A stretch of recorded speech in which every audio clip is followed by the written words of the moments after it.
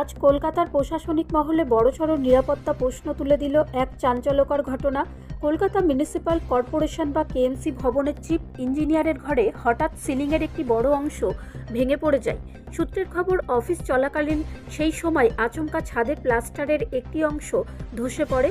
সেই সময় ঘরের ভেতরে উপস্থিত ছিলেন দায়িত্বপ্রাপ্ত আধিকারিক। অল্পের জন্য বড়সড় দুর্ঘটনা এড়ানো গিয়েছে, তবে এই ঘটনায় অফিসে চাঞ্চল্য ছড়িয়ে পড়ে। প্রাথমিকভাবে মনে করা হচ্ছে ভবনের পুরনো কাঠামো এবং রক্ষণাবেক্ষণের অভাবেই এই দুর্ঘটনা ঘটেছে।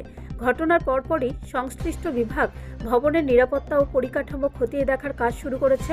ইঞ্জিনিয়ারিং টিম ঘটনাস্থল পরিদর্শন করে রিপোর্ট তৈরির কাজ করেছে।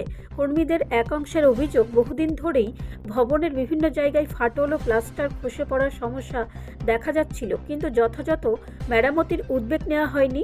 এই ঘটনার পর স্বাভাবিকভাবেই প্রশ্ন উঠেছে, শহরের প্রশাসনিক দপ্তর যদি নিরাপদ না হয়, তাহলে সাধারণ মানুষের নিরাপত্তা কতটা সুরক্ষিত?